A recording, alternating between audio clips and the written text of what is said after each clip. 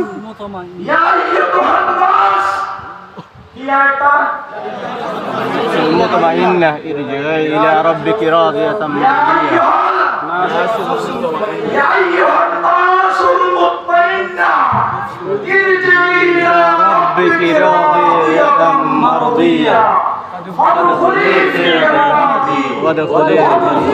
جنتي আমরা কোরআনের সেই অংশের কথা মনে হয় শহীদ মাওলানা মতিউর রহমান নিজামী যদি জাতির এই কঠিন সময়ে থাকতেন